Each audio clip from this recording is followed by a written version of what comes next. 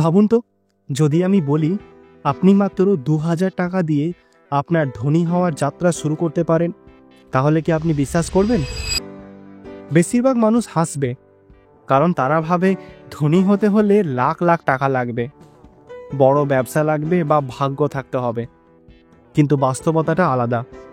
ধনী মানুষদের গল্প শুরু হয় ছোট একটা সিদ্ধান্ত দিয়ে, বড় টাকার নয়। আজ আমি আপনাকে দেখাবো ২,০০০ টাকা দিয়ে শুরু করে কিভাবে আপনি ধীরে ধীরে নিজের সম্পদ গড়ে তুলতে পারেন। বাস্তব ও কার্যকারী এক রোডম্যাপ। এটা শুধু মানি টিপস নয়, এটা এক মাইন্ডসেট শিফট। কিন্তু সাবধান, এই ভিডিও শেষে আপনি হয়তো বুঝবেন আপনি এতদিন ভুল জায়গায় খাটছিলেন। তাহলে চলুন শুরু করি। ধনী হওয়া রোডম্যাপ। চ্যাপ্টার 1, সমস্যা। কেন আমরা ধনী হতে পারি না? আমাদের সমাজে একটা বড় সমস্যা, আমরা টাকা কামাই করি কিন্তু কখনো টাকাকে কাজ করানো শিখিনি। ধরুন আপনি মাসে 15 থেকে 20,000 টাকা আয় করেন।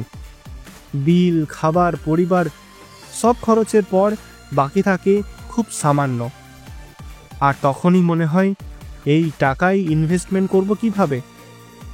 এটাই প্রথম ভুল।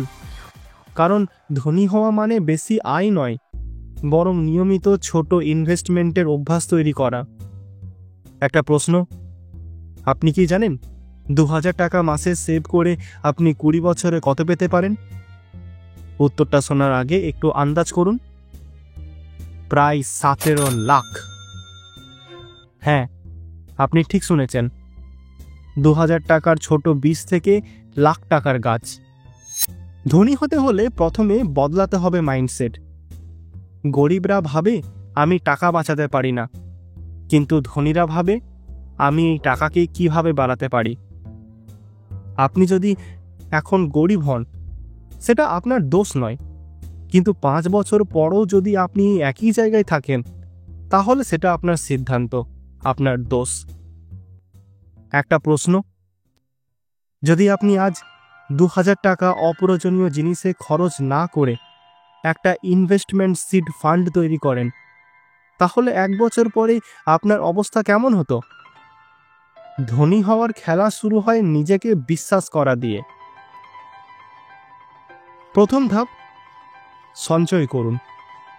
যতই ছোট হোক, আপনার লক্ষ্য হবে ২,০০০ থেকে একটা emergency fund plus investment fund তৈরি করা। স্টেপ 1, একটা আলাদা সেভিংস অ্যাকাউন্ট খুলুন। স্টেপ 2, আপনার বেতন বা আয়ের 10% আলাদা করে রাখুন নিজের জন্য, ভবিষ্যতের জন্য।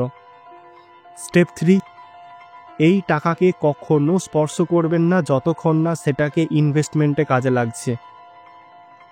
এটা একটা ছোট্ট সিক্রেট, ধনী মানুষেরা আগে নিজেদের পে করে, তারপর খরচ করে, আর গরিবরা আগে খরচ করে তারপর বাঁচায়। এখন প্রশ্ন, আপনি কোন ক্যাটাগরিতে পড়তে চান? এবার আসল খেলা শুরু। ২,০০০ টাকা হাতে কিভাবে ইনভেস্টমেন্ট করবেন? অপশন 1, মিউচুয়াল ফান্ডে এসআইপি। ৫০০ টাকা থেকে শুরু করতে পারেন। লার্জ ক্যাপ বা ইন্ডেক্স ফান্ড বেছে নিন, যেমন নিপন ইন্ডিয়ান নিফটি 50 ফান্ড বা Parag Parikh flexi cap fund.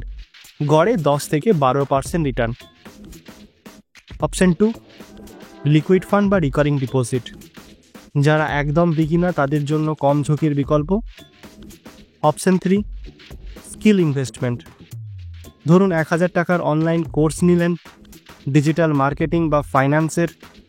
এই স্কিলটাই আপনাকে বাড়তি ইনকাম এনে দেবে। এইখানেই একটা প্যাটার্ন ব্রেক। আপনার ইনভেস্টমেন্ট মানে শুধু টাকা নয়, স্কিলও ইনভেস্ট করা।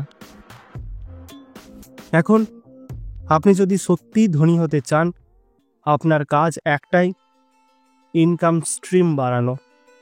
ধনী মানুষেরা একটা ইনকাম নয়, অনেকগুলো সোর্স থাকে।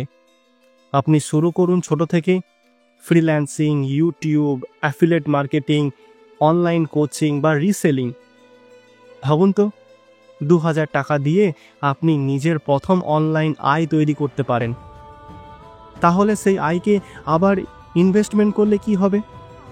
এইভাবে টাকা থেকে আসবে স্কিল, স্কিল থেকে আসবে ইনকাম, ইনকাম থেকে হবে ইনভেস্টমেন্ট, আর ইনভেস্টমেন্ট থেকে হবে সম্পদ। এটাই ধনী হওয়ার চক্র। একটা প্রশ্ন রাখি, আপনি কি এখনও ভাবছেন সময় আসলে শুরু করব? তাহলে শুনুন, যারা দেরি করে তারা স্বপ্ন হারায়, যারা শুরু করে তারা সাম্রাজ্য গড়ে তোলে। ধনী হওয়া কোনো ম্যাজিক নয়, এটা এক যাত্রা, ধৈর্য, পরিকল্পনা আর আত্মনিয়ন্ত্রণের যাত্রা। আজ আপনি যদি 2000 টাকা দিয়েও শুরু করেন, আগামী 5 বছরে আপনি আপনার পুরো পরিবারকে বদলে দিতে পারেন। কিন্তু শর্ত একটাই, আজকেই শুরু করুন, এখনই, কারণ সময়ই একমাত্র কারেন্সি যা আর ফিরে আসে না।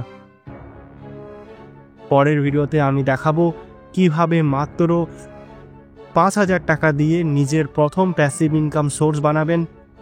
তাহলে সাবস্ক্রাইব করে রাখুন, কারণ আপনার ধনী হওয়ার যাত্রা এখান থেকেই শুরু হচ্ছে। Start small, think big, stay consistent. আমি বিশ্বাস করি আপনি পারবেন।